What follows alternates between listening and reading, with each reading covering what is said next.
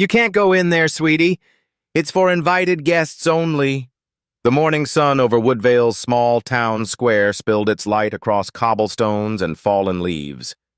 A crowd had gathered, buzzing with soft conversations and the scratch of chalk on board.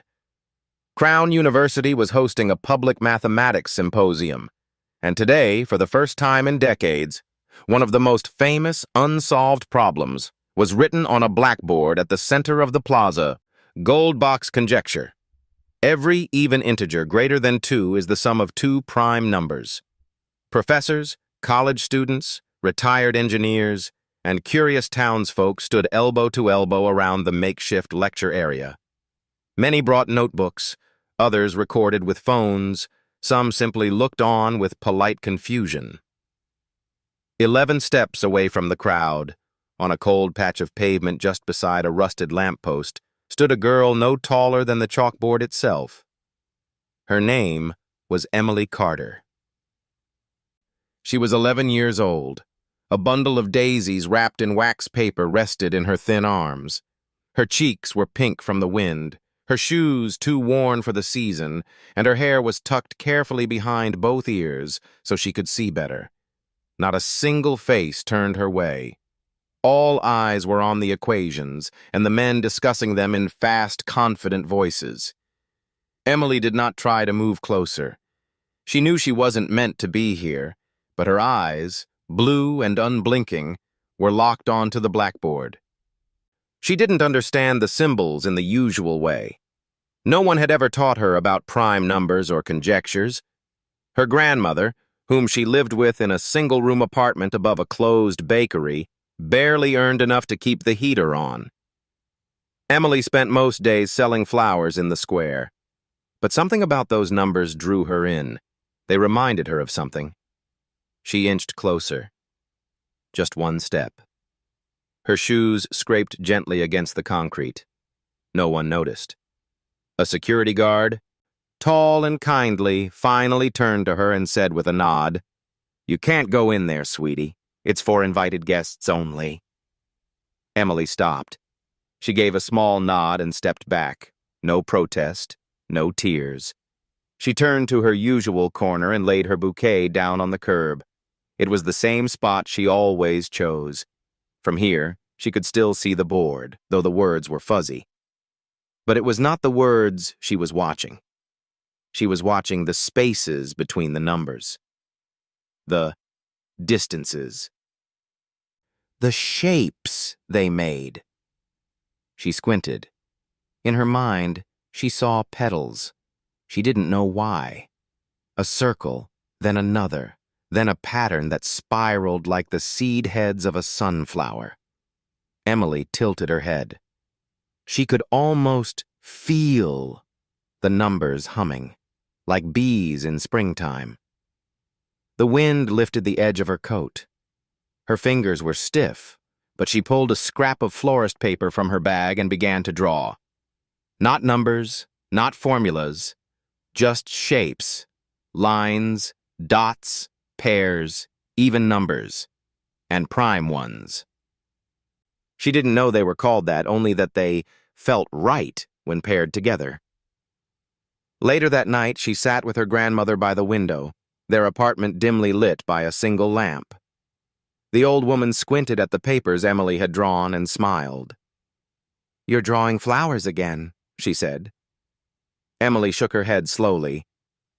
"They're numbers, I think. The ones from the square. They kind of dance." Her grandmother chuckled. "Then maybe you're dreaming them." Emily smiled faintly. But inside her something stirred. She didn't know what it meant. The next day, she returned to the square early. The blackboard was still there, though most of the crowd was gone.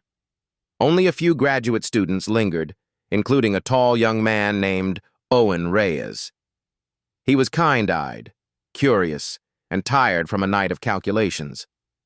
He noticed the little girl standing with her flowers again. He offered a friendly smile, then jokingly asked, "Hey, want to try solving the Goldbach conjecture?" Emily blinked. Then she said very softly, Why not 38 equals 31 and 7? Or 40 equals 17 and 23, if you count around in a circle? Owen paused. He frowned gently. What do you mean by count around? Emily knelt and used the tip of a chalk shard someone had left behind. She drew a circle on the stone and started marking numbers like points on a clock. Even numbers here, she whispered, pointing. And these little ones, prime ones. They always find each other if you look at them from the middle. Owen crouched beside her, fascinated. Her hands moved with delicate precision. The drawing looked like a flower. From a few feet away, a professor passing by glanced down at the girl, frowned, and walked off, muttering something about children and sidewalk chalk. But Owen pulled out his phone and took a photo. That night, he sat in his dorm room, staring at the spiral Emily had drawn. He tried plugging the pairs into his computer. Then he tried again. Patterns. There were patterns, not solutions. But something even more curious. A repeating structure, cycles of pairs, that no one had described in any paper Owen could find. A symmetry. A rhythm to the distribution of prime numbers that seemed to fold onto itself like petals. He sent the image to his advisor. The response came back in minutes. There is no formal basis for this. It's child's doodling. Ignore it. Owen frowned. The image stayed with him. The next night, he returned to the plaza. Emily was there again, seated quietly on the cold curb, her hands tucked into her sleeves. He knelt beside her and whispered, "Would you show me more?" She looked up, uncertain, but she nodded. Together, they crept into the university lecture hall after hours. The large blackboard loomed in the moonlight. Emily hesitated.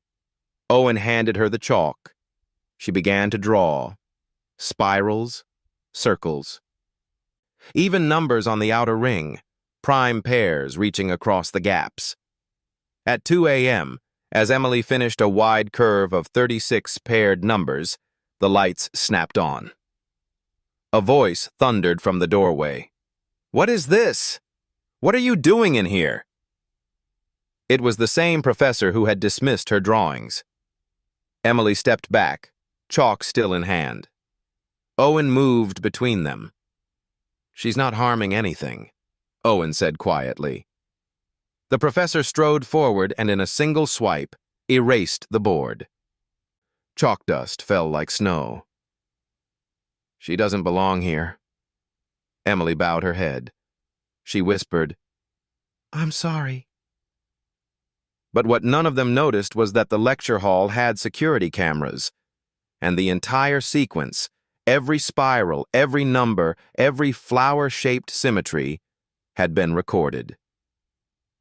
Owen saved the footage, and 2 days later, he sent it across the ocean to a mathematician in Paris who had spent decades studying gold box conjecture. The reply came back.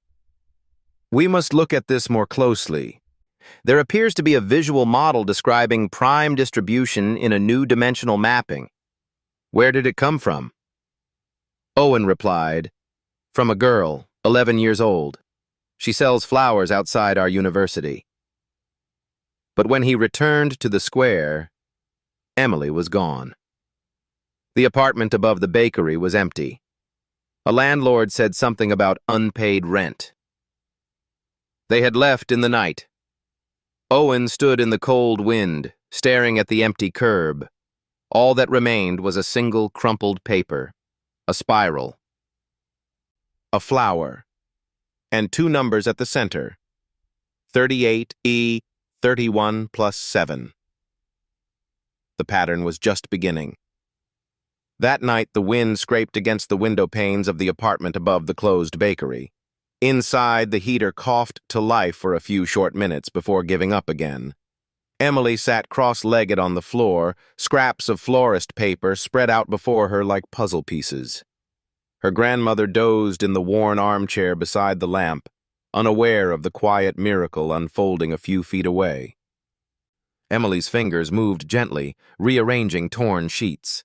Each paper held circles and lines, pairs of numbers drawn in loops, 38, 31, and 7, 40, 17, and 23, 52, 29, and 23. Each pairing connected by a thread of instinct, not formula. She had no textbooks, no definitions. Only a second-hand pen and the silence of her thoughts. She drew slowly, like a gardener planting seeds. Circles inside circles, each even number at the center, each pair of primes orbiting around it like petals. A pattern was forming. She could see it. It pulsed, almost, like it was alive. The next morning, she bundled her drawings into a paper bag and tucked it carefully beside her flower bundles. Her grandmother handed her a thick scarf with trembling hands. "Still cold out," she whispered. Emily nodded, kissed her cheek, and left without a word. The square was quieter today. The symposium had ended. The blackboard was gone, replaced by the usual benches and pigeons. Emily walked to her spot, sat down, and began to sell her flowers. But every so often, she would glance down and unwrap one of her diagrams. Across town, in a campus dormitory scattered with books and coffee mugs, Owen Reyes hadn't slept. He had printed the photo of Emily's spiral and pinned it to the wall. Underneath, equations and matrices crowded for space. He paced, muttering to himself. He had cross-checked the pairings, the distribution, the distances between prime numbers, the frequency, the modularity. There was structure. Not a solution to Goldbach's conjecture, no, but a visual symmetry to the pairs that no one had ever mapped so cleanly. He wrote a short draft and attached Emily's photo diagram. He sent it to his advisor again. Again, it was rejected. "This is not rigorous mathematics," the professor wrote. "At best, it is visual art. At worst, coincidence." Owen didn't respond. Instead, he grabbed his coat and walked to the square. Emily looked up as he approached. Her face was calm. She was not expecting anything. Not hope, not praise. He crouched beside her. "Do you have more?" he asked. She nodded, carefully unwrapping her paper bag.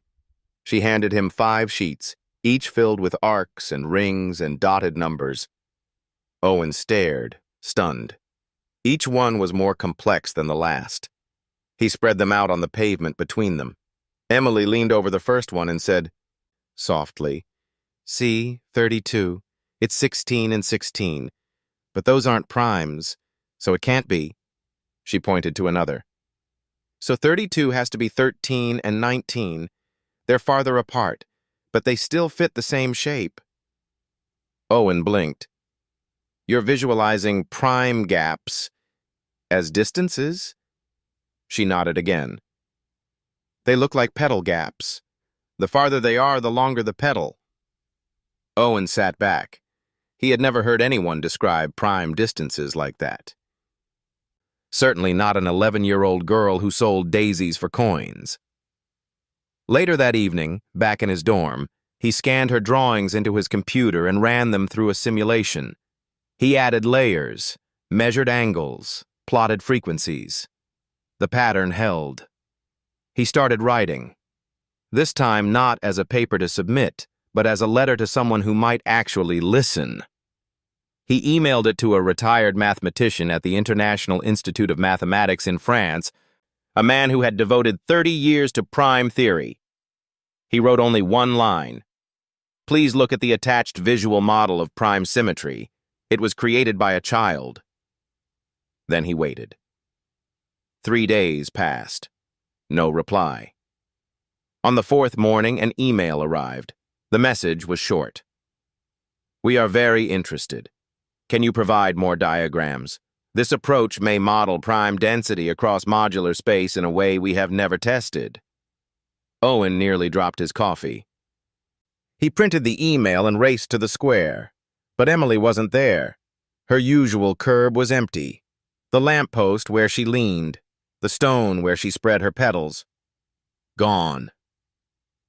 He asked around. A vendor said she hadn't come in 2 days. Someone else mentioned that the landlord above the bakery had evicted tenants that week. Owen's stomach sank. He ran to the building.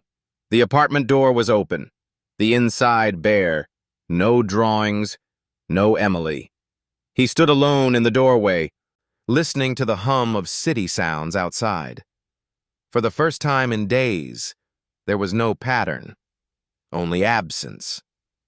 Then, on the windowsill, he saw it, a single daisy, and beneath it, a folded napkin.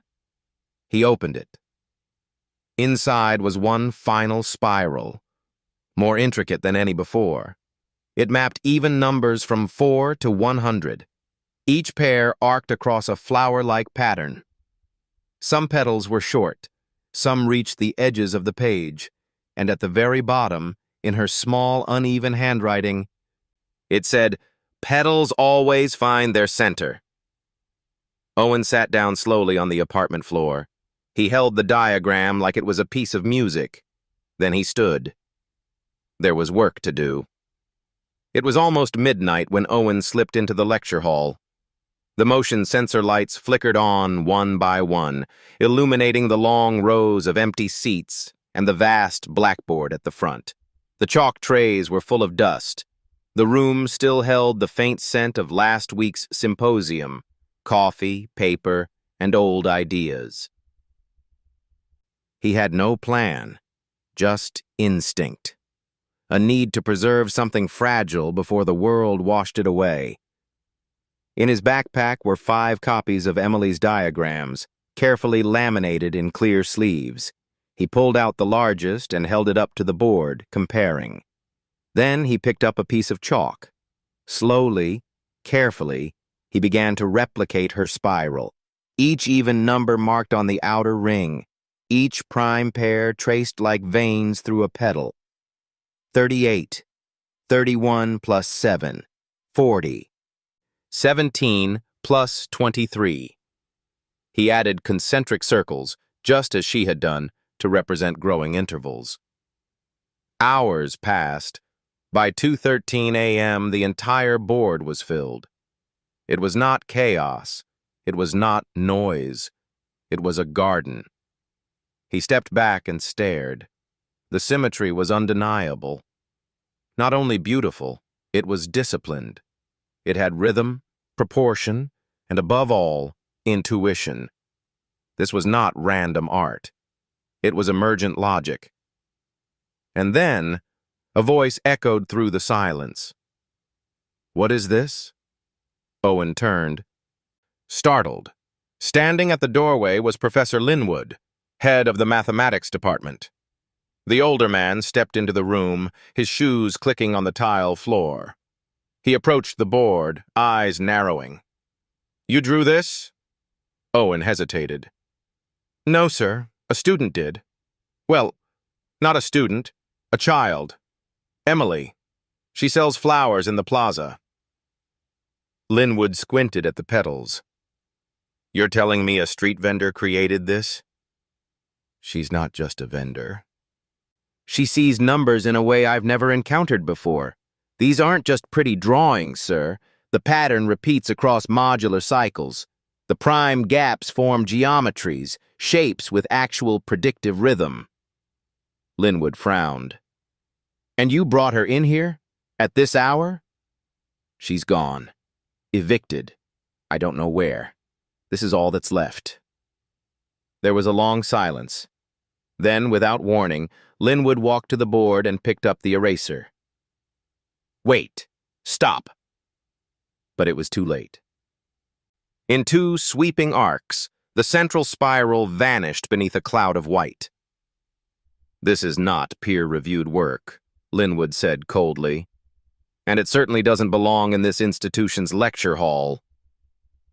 Owen stood frozen, fists clenched. "You didn't even look. Not really." "I looked," the professor said.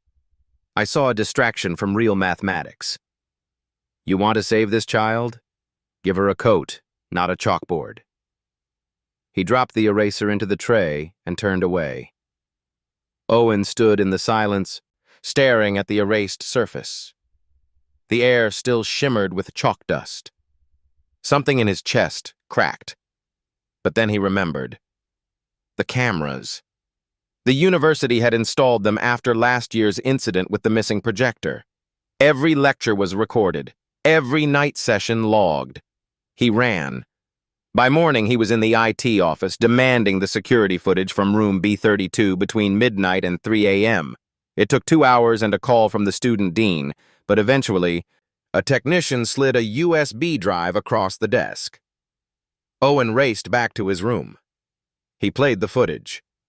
And there it was, minute by minute, the entire spiral reborn in real time. He clipped the best parts, enhanced the resolution, took screenshots of each phase. Then he did something he hadn't planned. He uploaded a short clip to a public academic forum. Title: Visual Modeling of Prime Pair Symmetry. Unknown contributor, age 11. Then he waited. The next morning, the thread had 100 comments. By evening, over 1,000. Mathematicians from Oxford, MIT, Tokyo, all chiming in with reactions ranging from skepticism to astonishment. Some called it a hoax. Others, an intuitive break in visualization methodology. By midnight, a user with credentials from the International Institute of Mathematics responded, "We have received a private version of this work from Mr. Reyes. I can confirm that further review is underway. Early models suggest a novel representation of prime distribution consistent with known but unproven density theorems." The clip went viral, but one detail gnawed at the online community. Who was the girl? The chalkboard showed only her back, small, hunched, wearing a faded coat. No face. No name, just hands drawing loops of numbers. Speculation spread. Some thought it was a marketing stunt. Others believed she was real. Someone started a thread titled "The Flower Girl of Goldbach." By the end of the week, news outlets began covering the story, but Emily was still gone. Owen walked the city. He checked shelters, asked florists, searched libraries. Nothing. Then, one evening, he returned to the square. The old vendor who sold pretzels waved him over. "You looking for the little girl?" Owen nodded. The man handed him an envelope. "She told me to give this to someone if they came asking. Said they'd have sad eyes. You've got those." Owen opened it. Inside was a single page, one more spiral, and a note. "Thank you for listening. I'm okay. I'll come back when the flowers bloom again. Emily." Owen folded the paper and held it close. Outside the lecture hall, the professor who erased her work faced growing scrutiny. The footage had been released. His decision to dismiss a child's idea without review was called arrogant, elitist. Under pressure, the university launched an inquiry. Petitions spread demanding recognition for Emily. Some called for her to be given an honorary position. Others demanded Linwood's resignation. He refused to speak publicly. But one day, quietly, he stepped down. Owen stood again before the blackboard. This time, he was not alone. Other students gathered around, drawing their own spirals, copying Emily's patterns. It had begun. The erased equation was back, and this time it would not be forgotten. The article was first published in a quiet academic journal with a circulation of less than 2,000.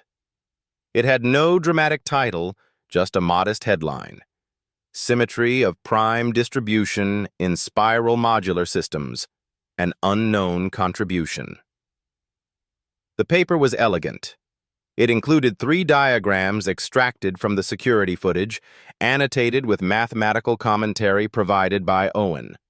It laid out the observed pattern of prime pairs, aligning in rotational symmetry around even integers, with radial distances approximating predictable gaps. It described the spiral not as art, but as an intuitive data visualization. No attempt was made to prove Goldbach's conjecture. The authors were careful about that. They only pointed out the possibility of a new way to look at prime density and pair proximity. But what stirred the academic world was not the method nor the implications. It was the byline. No name. The authorship section read, "Contributor unknown. Observed and recorded by Owen Reyes, Crown University."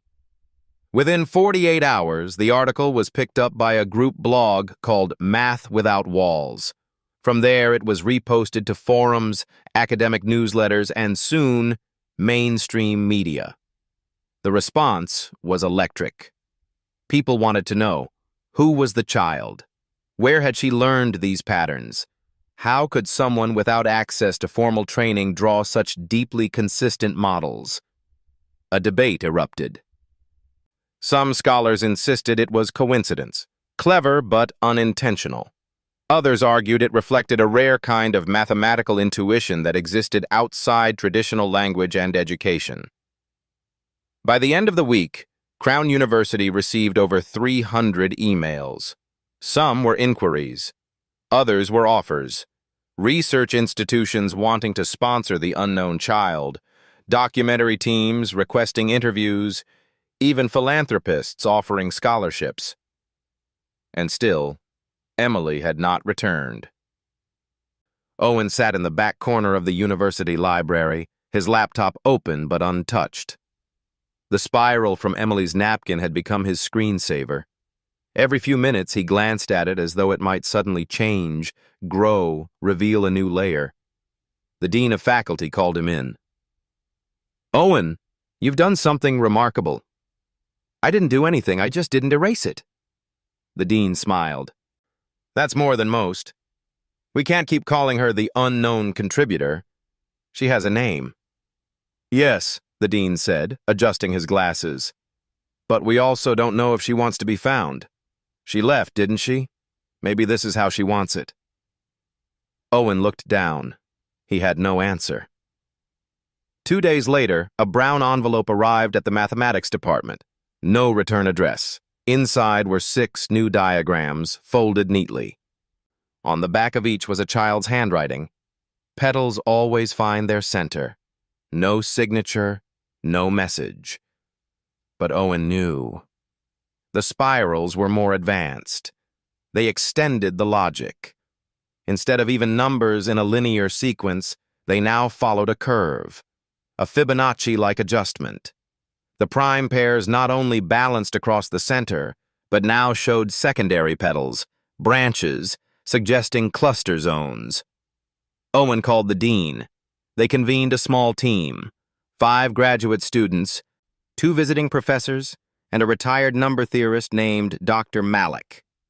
For the next 3 weeks, they worked every evening under dimmed lights, mapping the spirals, digitizing the distances, calculating ratios. What emerged was not a solution to Goldbach, but a map. A landscape of number behavior. A probabilistic terrain that hinted where primes were more likely to occur within defined modular circles. It was not proof, but it was guide. One night, Dr. Malik sat back from the board and whispered, "She's not just visualizing primes, she's hearing them." No one laughed, because they all understood what he meant. They published a follow-up paper, Spiral Mapping and Predictive Zones in Prime Pair Structures, extensions from an anonymous contribution. Still no name. But now there was pressure. The National Mathematics Foundation wrote to Crown, asking for formal attribution.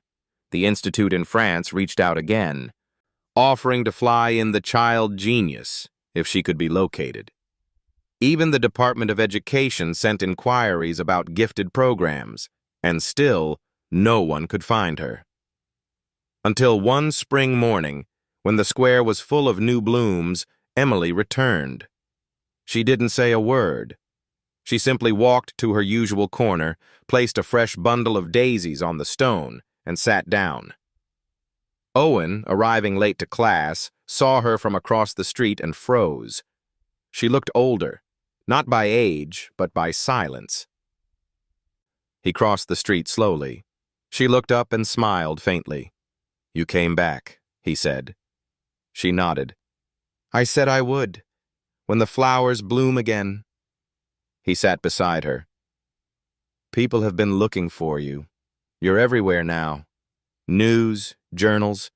Even the dean wants to—" "I know," she said. Her voice was calm. "I saw. Why didn't you come sooner?" She looked at her hands. "Because I wanted to know if the numbers would still make sense to me when no one was watching." He didn't speak. He understood. She reached into her bag and pulled out one more paper. It was different. A circle still, but inside it, instead of numbers, were colors. Faint, soft washes, blue for even, gold for prime, green for pairs, and a center marked only with a petal.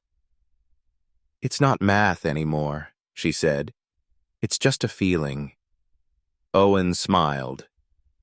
Maybe it was always both. They sat together as the city moved around them. Nobody stopped. Nobody asked. Just two figures on the edge of the square, watching petals fall. The girl whose name was not yet written on the paper that had traveled the world, but whose mark had already reshaped the way it would be read. The studio lights were softer than usual. The set was quiet, dressed in dark oak tones and muted blues, more like a library than a stage. A single chair faced the camera. Another, empty, sat slightly off frame. Professor Gerald Linwood adjusted his tie with a trembling hand. The interviewer, a woman known for her calm and deliberate tone, sat opposite him, flipping through notes. She looked up and spoke gently. "Thank you for agreeing to speak with us today, Professor." He nodded stiffly. "Thank you for having me." The red light on the camera blinked on. "We're live in 3, 2, 1. Across the country, in living rooms and faculty lounges, retirees and researchers, grandfathers and quiet hobbyists tuned in. They'd followed the story for weeks now. The mysterious diagrams, the unnamed child, the papers without authors. And they remembered, too, the clip, the erasing, the moment when Linwood, stern and certain, had wiped a chalkboard clean in front of a frightened child. Now, here he was. The interviewer leaned forward. "Professor Linwood, let's begin with what you saw that night." He exhaled slowly. "I saw a child in a lecture hall after hours. I saw spirals that looked to me like play, and I acted without asking questions." "You erased them." "I did." Silence stretched. The camera lingered. "Do you regret it?" Linwood's hands folded in his lap. He looked down. Then, to everyone's surprise, he reached into his coat pocket and pulled out a folded sheet. Gently, he opened it. A print of one of Emily's spirals. Laminated, worn at the corners. "This," he said, holding it up slightly, "is what I erased." He looked directly into the camera. "Emily, wherever you are, I'm sorry. I didn't see you. I saw what I was trained to see, and nothing beyond it. But your work, it is the most beautiful thing I've encountered in mathematics. Not because it solves something, but because it sees something." His voice faltered. "I was wrong." Back in Woodvale, Emily sat cross-legged in front of the TV, watching from the small living room of the shelter where she and her grandmother had moved. Her arms were around a folded blanket. She said nothing. But she didn't look away. Her grandmother reached out and gently touched Emily's shoulder. "He's trying, sweetheart, in his own way." Emily nodded, but her eyes never left the screen. On screen, the interviewer continued. Since then, the university has retracted your earlier statements. They've acknowledged the contribution as authentic. They've offered Emily a place. She doesn't need a place, Linwood interrupted. She already had one. We just weren't smart enough to protect it. The interviewer paused, then changed course. Professor, you've taught for over 30 years. What do you tell your students now, after this? He smiled gently. I tell them to listen, to silence, especially. Not all genius arrives with vocabulary. Some arrives with flowers. Do you think you would have listened if she had come with equations instead of spirals? Linwood paused. His throat tightened. I would like to say yes, but the truth is I don't know. I think that's the most painful part of this, how much I missed because of what I expected to see. He continued, his voice quieter now. We've built our halls and towers on formality, on credentials, but this child, she brought us back to why we began learning math in the first place. Wonder. The interview ended. The clip spread. People wept. Others wrote letters. More than a few grandparents who had once been scolded for coloring outside the lines sent emails to Crown University, thanking them for finally listening. Teachers printed Emily's spirals and hung them in their classrooms. A community college in Iowa hosted a chalk drawing day inspired by her model. A retired engineer in Vermont sent a letter to his local school board proposing a class called Visual Thinking in Numbers. Mathematicians began to openly debate the idea of intuition as data. And Emily? She returned to the square the next day, but this time she didn't bring daisies. She brought chalk. One by one, children began to join her. Not prodigies, not protégés, just kids who liked to draw. She handed them colors and circles, showed them how to build spirals from odd and even numbers, laughed when they didn't quite align, cheered when they did. Owen stood at the edge of the circle, arms crossed, smiling. The city moved around them, but the square had changed. It was no longer a place for lectures and walls. It had become something else, something quieter, a kind of garden. Later that afternoon, Emily and Owen walked side by side along the edge of the square. A spring breeze lifted the chalk dust into the air like pollen. Emily stopped beneath the lamppost where she used to sell her flowers. He looked scared, she said quietly.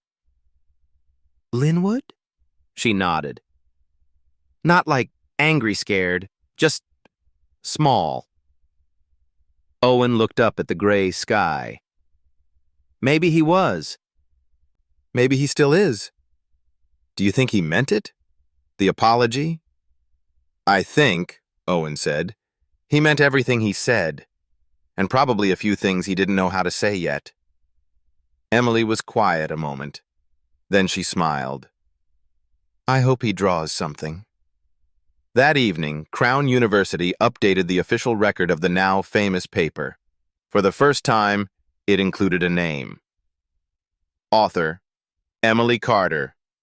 Age, 11. Affiliation, independent. Acknowledgements, for reminding us that wonder needs no permission. And beneath it, a note from the publisher. This paper is the first in our archive to originate from a child without formal schooling. It will not be the last. The door was open. That was the first thing people noticed. Room 12B at the Woodvale Community Center used to be locked during the day. It had been a storage room once, then a quiet art space for watercolor afternoons. But today, sunlight poured in through the windows, dust glimmering like fireflies. And on the walls, no whiteboards, no posters, only chalk drawings, spirals. Every table held a bowl of colored chalk. Circles were drawn on the floor in faded outlines. A hand-painted sign at the entrance read, No tests, no desks, No right answers, just shapes. Emily stood at the center of the room, now 12 years old. She had grown a little taller. Her hair was still tied back the same way, and a pencil was tucked behind her ear. Children filed in. Some were loud, some were shy, some had trouble sitting still. Some didn't talk at all, but none of them were turned away. Owen greeted them at the door. He kept track of attendance with a sheet clipped to a worn clipboard, though Emily never asked for names. She remembered every face. Today's lesson began not with instructions, but with a question. What does a number feel like? A boy raised his hand. It feels like a tickle, like when you almost remember something. Another child said, It feels warm, like toast. Emily nodded. That's what we're going to draw. Not the number, the feeling. No one reached for calculators. They reached for color. Around the room, quiet took shape, not in silence, but in the focused hum of curiosity. There was laughter, and chalk squeaks, and sometimes even tears. A girl named Misha, who had failed 2 math classes last year, sat quietly in the corner with a spiral of green and purple growing outward from a number 12. She didn't know that her pattern mirrored the MOD6 circle Owen had shown Emily months ago. She just said it felt right. Later that week, a man from the district board visited. He wore a tie and carried a clipboard of his own. He watched the children drawing. He asked Owen, Is this math? Owen smiled. It's pre-math, like pre-language. We're not solving yet. We're noticing. The man blinked. And what's the objective? Emily, overhearing, walked up quietly. She looked up at him and said, To remember that numbers were beautiful before they were scary. The man stood still for a moment. Then, without a word, he sat on the floor and picked up a piece of chalk. By the end of the week, 7 children had returned after dropping out of other math programs. Their parents, once discouraged, now came early just to peek through the glass. Emily never explained the theory behind the petals, but those who asked were gently handed a sheet, spirals drawn with even numbers on the outer ring, and prime pairs like threads stitching through the center. No formulas, no citations, just a quiet note at the bottom. Prime numbers like to talk to each other. Sometimes we just have to draw the conversation. The class gained attention. Slowly, at first. A science teacher from a neighboring school asked to visit. A librarian brought a group of homeschooled students. Then came a film crew, requesting a short feature for a public broadcasting series. Emily refused the interview. She said, If they want to understand, they should draw. The film crew left behind a roll of camera tape. On it, just minutes of children's hands moving across paper. A voiceover read only one line. This is not about teaching math. This is about remembering that the universe runs on rhythm. One day, Linwood visited. He stood at the door for a long time, uncertain. Emily was drawing on the floor with 2 younger children. When she noticed him, she didn't flinch. She waved him in. He stepped inside, holding a box. Inside were 6 pieces of slate from the chalkboard he had once erased. On each, he had drawn a different prime pair in color. Beneath them, tiny notes, mod patterns, sequence intervals, distance gaps. May I leave these here? He asked. Emily nodded. What do you call this class? He asked. She thought for a moment, then said, A place where numbers don't have to prove anything. That night, he wrote in his journal, Today I learned something new. The deepest math begins before the first number is named. Each week, new chalk circles appeared on sidewalks around the square. Not perfect, not precise, just playful. Spirals with names like Leo or Jamal or Sasha hidden in the lines. Tourists began to ask about them. Someone started calling them petal codes. A professor from abroad wrote to the Institute in Paris. The Woodvale spiral class has reframed how we think of pedagogy and number theory. These children are not calculating primes. They are embodying them. Owen once asked Emily if she wanted to go to Crown now, to study formally. She thought about it, then said, "Maybe one day, but for now, I want to keep learning the way I found it, like wind through a window." He nodded. He understood. And so the class with no equations continued. Week after week, drawing after drawing, no grades, no walls, only circles, only colors, only petals that kept blooming. It began with a knock on the door of the community center. Owen answered. A woman in a dark coat stood in the late autumn wind, holding a stack of newspapers. Her badge read New York Times Magazine.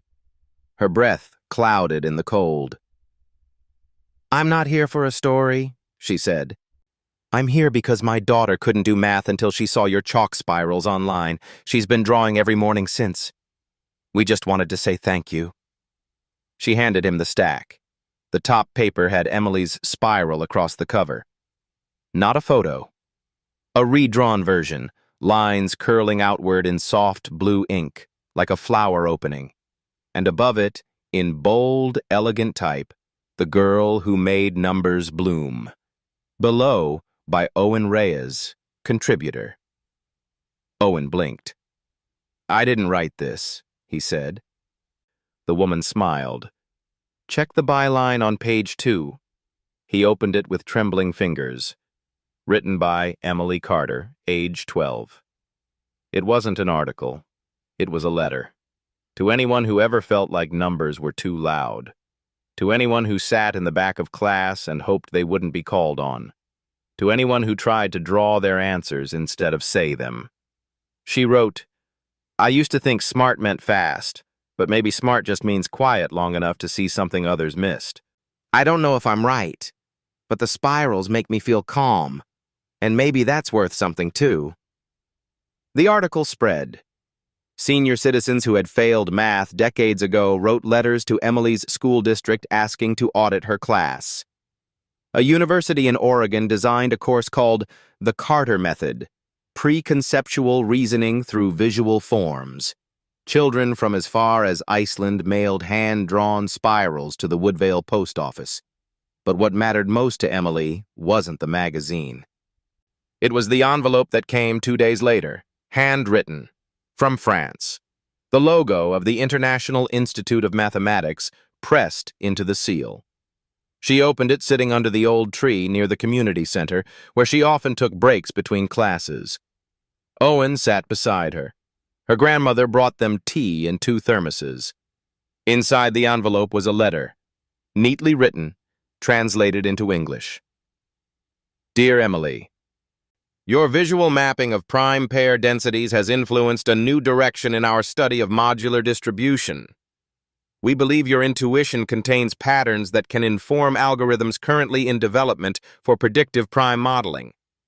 We would be honored to invite you to our institute, not to study, but to speak.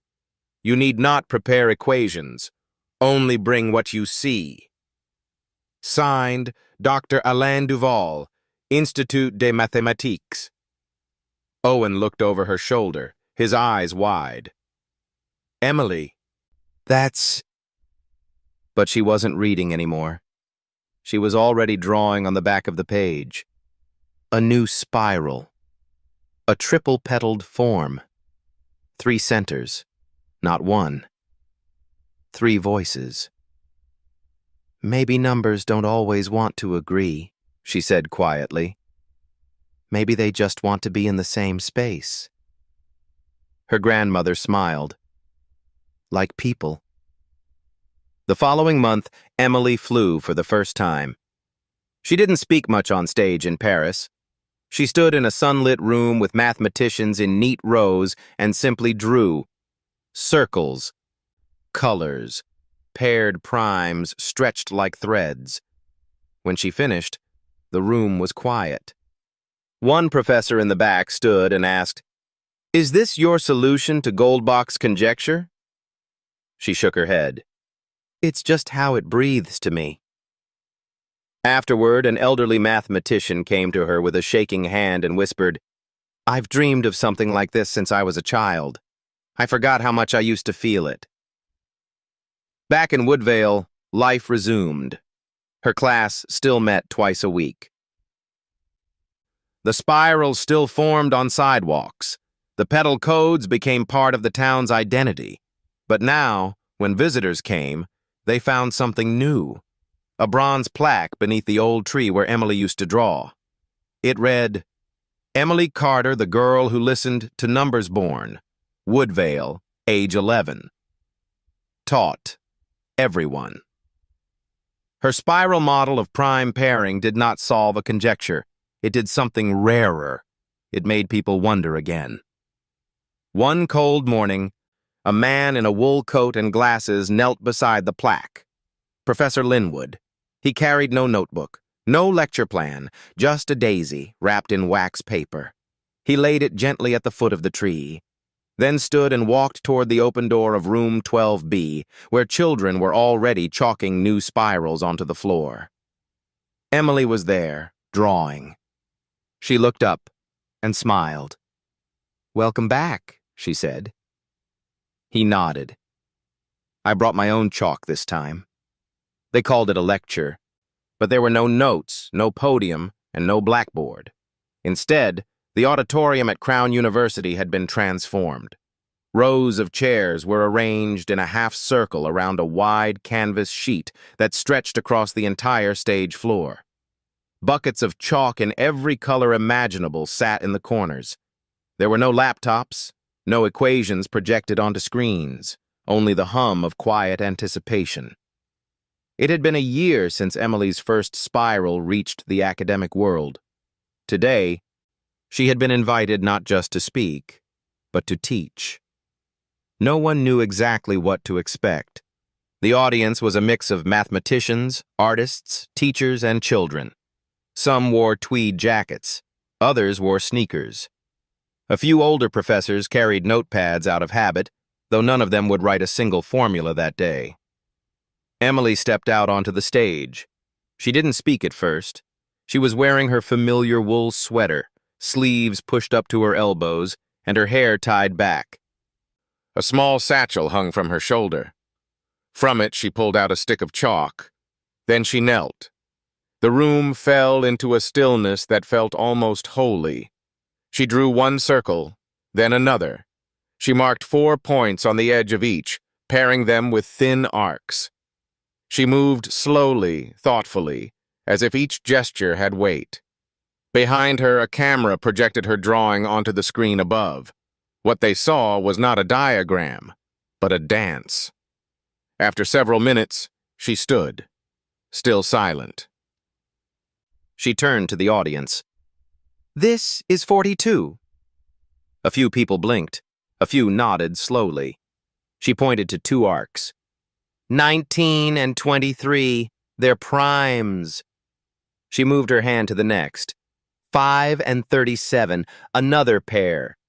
Then she sat down cross-legged on the canvas. "We don't solve the number. We listen to it. We watch how it balances, which primes it chooses to partner with, which ones it avoids."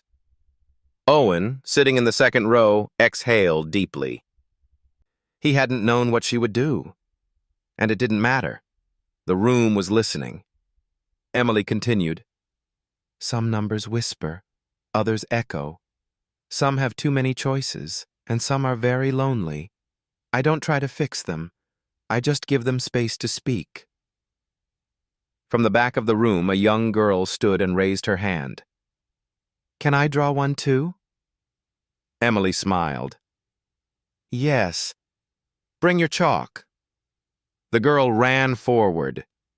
Emily handed her a blue stick, and together they knelt beside a new circle. The girl chose the number 28. Emily guided her fingers to 2 primes, 5 and 23. From that moment, something shifted. More children joined, then 2 college students. Then a retired professor who hadn't drawn anything in decades. Within 20 minutes, the canvas was alive. Spirals bloomed, arcs stretched, numbers clustered into soft geometries. Someone began softly humming a melody. Another person added music from a violin in the back row. The lecture had become something closer to ritual, a slow awakening of connection that everyone had forgotten they missed. Linwood sat at the edge of the stage, quiet, hands clasped. He held a chalk stick in his hand, but didn't move. Not yet. He watched Emily, not for flaws, but for grace. And in that moment, he knew he would never return to the way he used to teach. Later, during the closing session, the university's provost stood at the podium. Behind him, the chalk drawing was lit softly by theater lights. The audience, now hushed and wide-eyed, waited for his words. "We came today expecting insight. What we found was reverence, not for answers, but for attention." He paused. "Emily Carter has reminded us of something our institutions forget, that the foundation of knowledge is not certainty, it's wonder." Applause rose slowly, then all at once. Not loud, not thunderous, but warm. In the hallway afterward, Owen found Emily sitting on a bench, rubbing chalk from her palms. "You changed them," he said. She shrugged. "Maybe. Or maybe they just remembered." He nodded. "What are you going to do next?" She looked out the window where twilight painted the campus in pale gold. "Go home. Draw more. Let the numbers tell me when they're ready." Before they left, someone asked if she would sign the canvas. Emily paused, then dipped her finger into a bowl of water and traced her name into the center of one spiral. The chalk absorbed it like a quiet breath. It didn't stand out. It disappeared into the work. "That's enough," she said. A week later, room 12B at the community center opened again. No fanfare, no cameras, just the same worn tables, same bowls of chalk. But now on the wall hung a framed photo from the lecture. Emily, surrounded by children, covered in chalk dust, kneeling over a spiral of 68.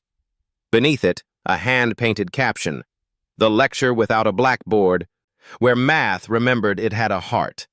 And just below that, in Emily's handwriting, "Not everything needs to be solved. Some things just want to be seen." Outside the building, a new plaque had been placed on the wall by the sidewalk. It read, "Emily Carter, age 12, mathematical illustrator." Because sometimes the answer is not the end, but the invitation. The chalkboards stayed open every weekend. Children from neighboring towns began to show up.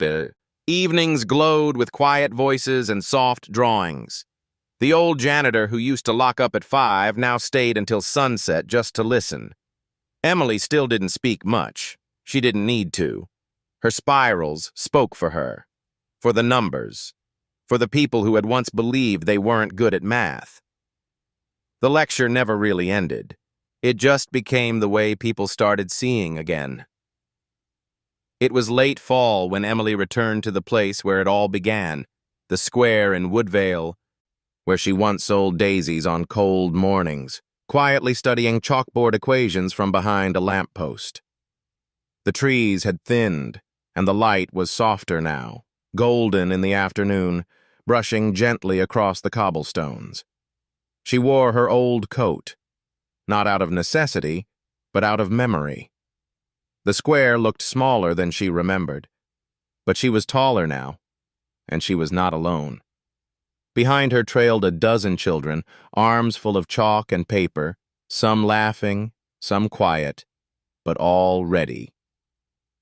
The space where the university had once hosted the outdoor symposium was now open again. Crown had returned that section of the square to the town with a promise. It would remain a public learning space without fences or fees. In the center stood a low wooden structure, a circle made of smooth cedar, waist-high, ringed by benches and 4 chalkboards. Locals had begun calling it the listening ring. That afternoon, Emily led her class into the center of it. She placed a small daisy in the center stone. Then she turned to the children. "What do you remember about even numbers?" A girl answered, "They have balance." "And prime numbers?" A boy with glasses said, "They like to be alone, but sometimes they make pairs." Emily nodded. "Today we'll see if those pairs can come home again."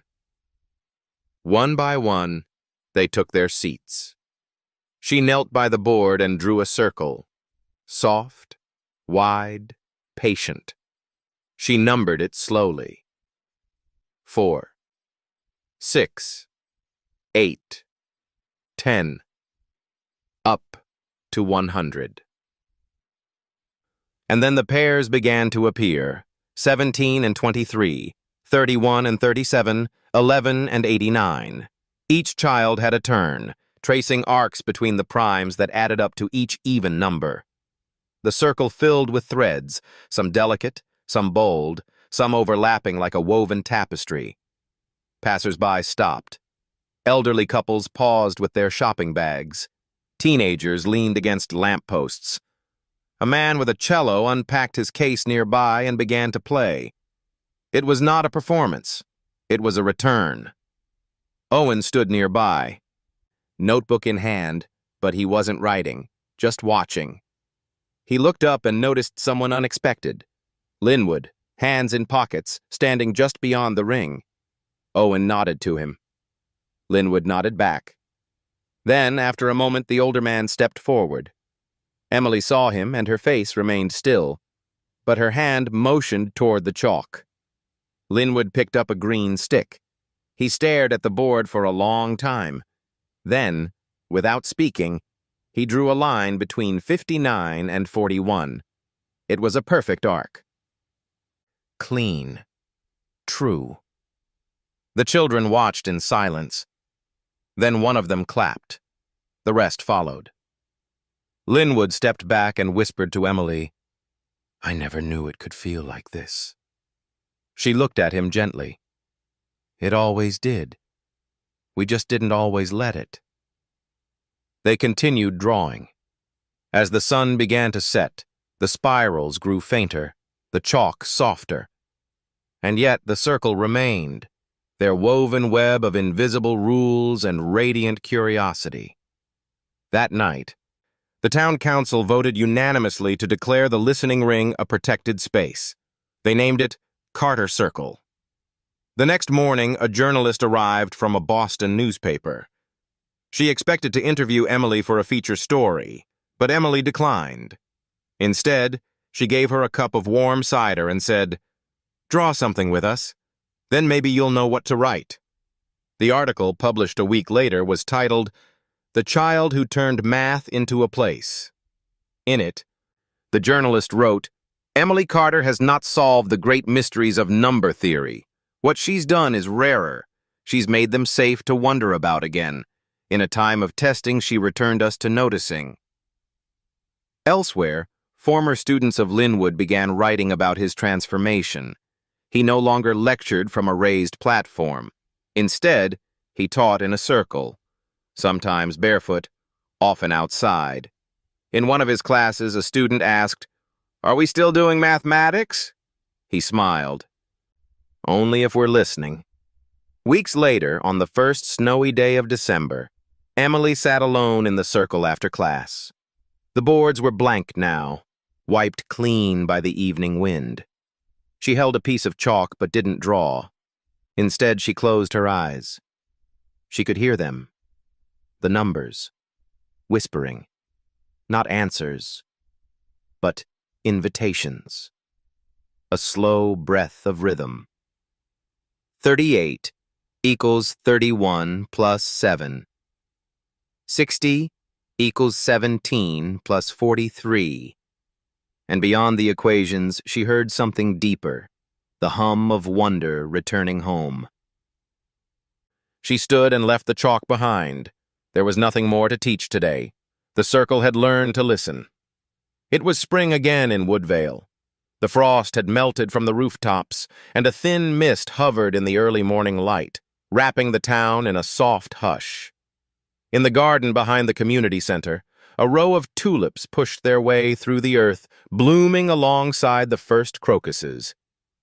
Emily walked the length of the garden with a small notebook in her hand. Her grandmother watched from the porch, wrapped in a shawl, tea steaming between her palms. The notebook was new. Inside were drawings, not just spirals this time, but branching forms, loops bending back onto themselves. She was following something she didn't fully understand yet, and that didn't bother her. She had learned to be patient with patterns. That day, she visited Crown University one last time. They had invited her, not as a guest, not as a prodigy, but as part of the faculty. The title was honorary, but the invitation was sincere, a place to belong. She walked through the old corridors slowly. Students greeted her shyly. Some waved.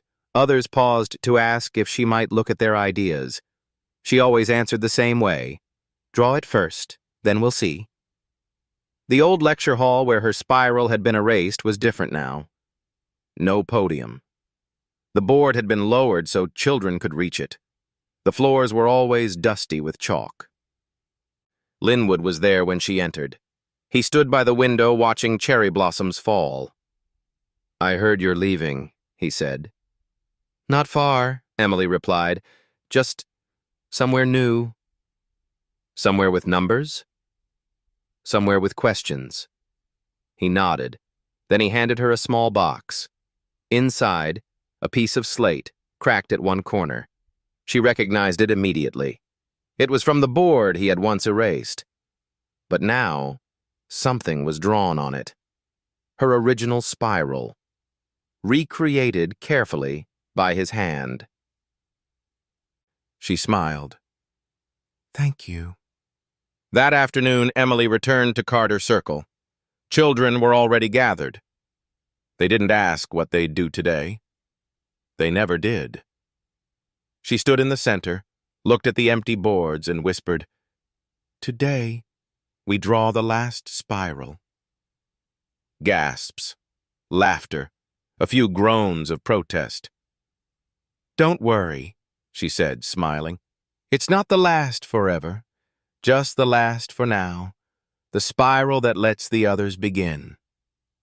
She drew slowly, 2, 4, 6, out to 100, then back in, 100, 98, 96, until the numbers met in the middle like folded wings. The children followed, each drawing their own loop beside hers. Each pairing numbers, listening. Some created spirals within spirals, others wove loops in sets of 3. And then they stopped. They stepped back. It wasn't perfect. It wasn't symmetrical. It wasn't even finished. But it was alive. Emily placed her chalk on the ground. "You don't have to prove anything to belong here," she said softly. "You already do." Parents standing outside the ring wiped tears from their eyes. One old man clutched a folded newspaper with her face on the front. Another had brought her daisy drawings from years ago, now framed. Owen arrived late. He carried something wrapped in cloth. "We made something for you," he said. Inside was a book, leather-bound, unmarked. He opened it. Hundreds of her spirals, preserved. But also, other children's work. Their spirals. Their guesses. Their attempts. Each one titled not with numbers, but with names. Amira's First Bloom, Henry's Echo, Luca's Impossible Loop. Emily flipped through the pages slowly, her eyes widening. "You kept them all?" "They kept us," Owen said. That evening, after everyone had left, She returned alone to the circle. The boards were full, the stones warm from the sun. She sat in the center with the book in her lap and closed her eyes. The numbers came again, not loudly, not urgently, just as they always had. Like petals on wind, like breath in snow, like home. She stood and drew one final spiral. No numbers, no labels, just a single line, a loop returning gently to itself. Then she stepped away. Behind her, the chalk glowed faintly in the setting light, and the spiral listened. Dear friends, thank you for walking with us through Emily's journey, from the edge of the square to the center of the circle. Thank you for listening with quiet hearts, and for believing that brilliance can bloom in the most unexpected soil. This story was never only about mathematics. It was about kindness, patience, and the courage to keep drawing, even when no one is watching. Wherever you are, whether you once feared numbers or once forgot wonder, I hope Emily's spiral gave something back to you. A reminder, a breath, a bloom. Until the next pattern finds us, thank you for listening.